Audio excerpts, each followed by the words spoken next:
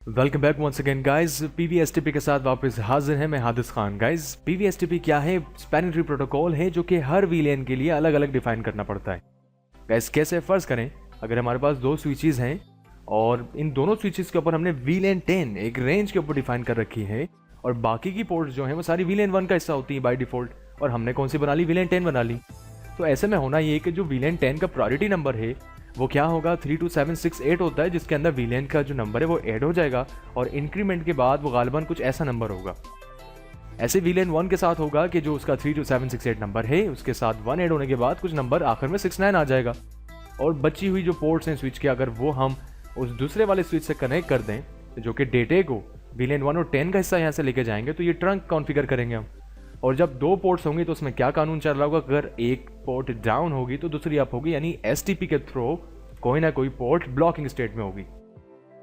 Guys ऐसे में क्या होगा कि अगर पहले वाले स्विच के ऊपर हम वीलेन 1 के लिए भी रूट ब्रिज बना दें और वीलेन 10 के लिए भी रूट ब्रिज बना दें, तो एक स्विच के ऊपर ज़्यादा वीलेन्स का डेटा और उसको रूट ब्रिज बनाकर जिम्मेदारी देना ज़्यादा मुनासिब वाली बात नहीं है। तो गाइस जो पहला वाला स्विच है अगर उसका मैक एड्रेस छोटा हुआ तो वो क्या बन जाएगा? रूट ब्रिज, जबकि दूसरा वाला क्या होगा? Non root bridge. और अगर हम वीलेन 10 और वीलेन 1 तमाम की जिम्मेदारी पहले वाले स्विच को दे देंगे और तमाम की रूट ब्रिजिंग वो खुद करेगा, तो ऐसे में स्विच के लिए ये बात सही नहीं है। ऐसे में हम क्या करते हैं कि अगर फर्ज करें दूसरे वाले स्विच पे कॉन्फ़िगर टर्मिनल पे जाने के बाद स्पैनिंग ट्री वीलेन 10 का अगर प्रायोरिटी नंबर कम कर दें, यानी 4096 कर दें, तो क्या होगा? तो कुछ ऐसा होगा कि दोनों स्विच के दरमियान वीलेन 1 का तो जो प्रायोरिटीज थे वो सेम थे। पहला वाला स्विच वीलेन 1 के लिए रूट ब्रिज है, लेकिन वीलेन 10 के लिए दूसरे वाले स्विच के अंदर जो प्रायोरिटी है वो कम हो गई। तो होना यही कि जो रूट ब्रिज होगा वीलेन 1 के लिए वो होगा पहला वाला, जबकि दूसरे वाले के लिए हो जाएगा वीलेन 10 के लिए रूट ब्रिज।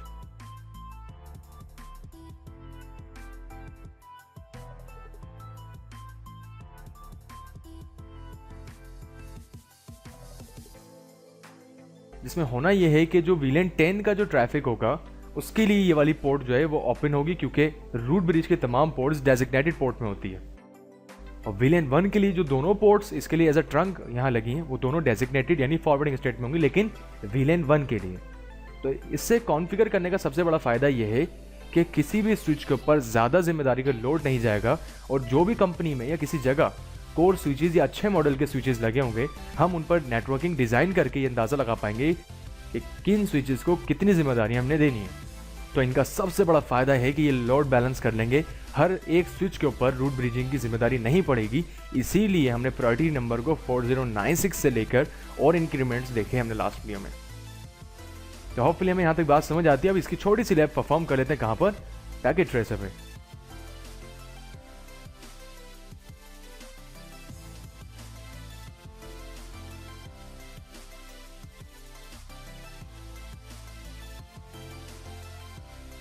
तेईस और 24 से पोर्ट्स कनेक्ट करने के बाद आप देखें कि पहला वाला जो है, ज़ाहिर है जो पहला स्विच लेते हैं उसका मैक एड्रेस कम है, तो पहला वाला क्या बना? रूट ब्रिज बना। अगर हम पहले स्विच पर आए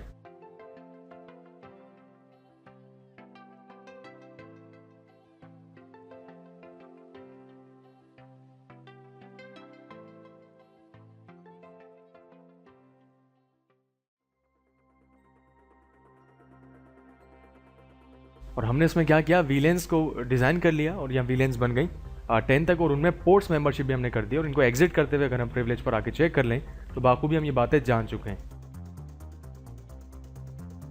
सेम यही काम हम यहाँ पर भी परफॉर्म कर लेते हैं।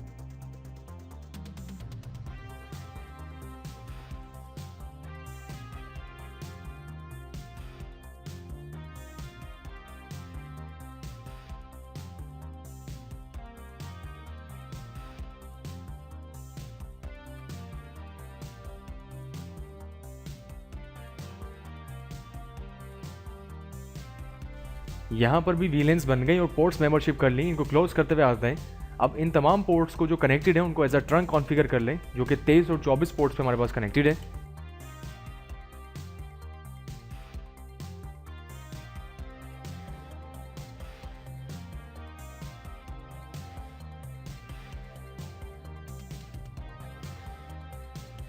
ये वाली पोर्ट्स ट्रंक हो गई। ऐसे उस स्विच के ऊपर आते हैं और यहाँ पर भी क्या कर लेते हैं? तमाम पोर्ट्स को एज ट्रंक कॉन्फ़िगर कर लेते हैं।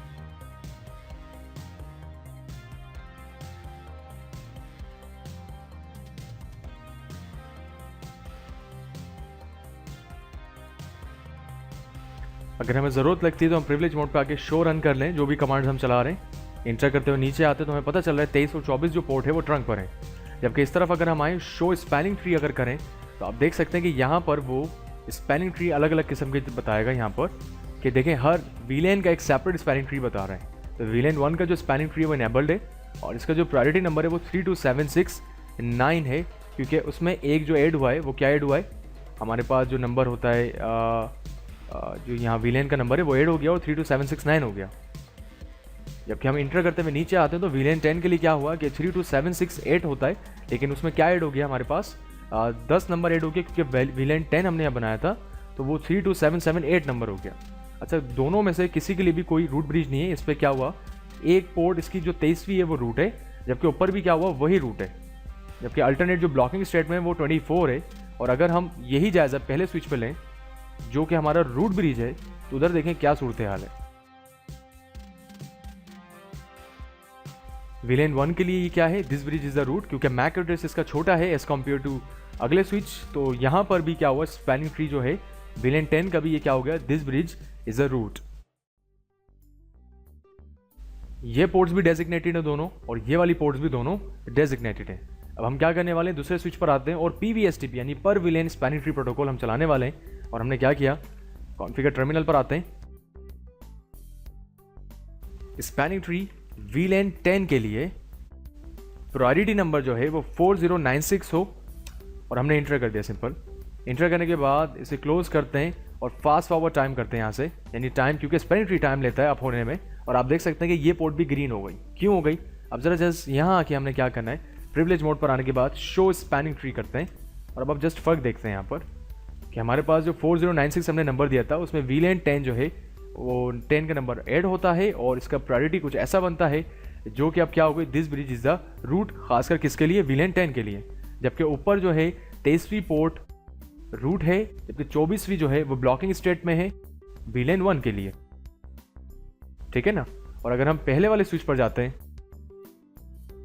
और शो स्पैनिंग ट्री करते हैं तो VLAN 10 जो है यहाँ पर आप देख सकते हैं कि यहाँ वो डेजिग्नेटेड पोर्ट पे नहीं है, एक ब्लॉकिंग स्टेट में है, जबकि VLAN 1 के लिए वो दोनों डेजिग्नेटेड पोर्ट्स में।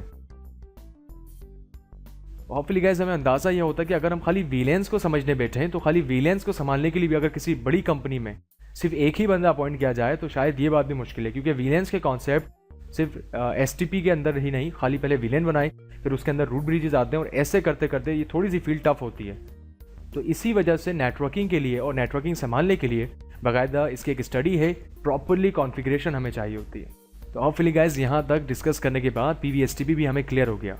तो स्पैनिंग ट्री प्रोटोकॉल्स के जितने भी कॉन्सेप्ट्स हैं वो हमने क्लियर कर लिया आज की इस वीडियो तक। नेक्स्ट वीडियो से जानते हैं ether channel and port securities वगैरह और इस स्विचिंग मॉड्यूल को वाइंड अप करते हैं।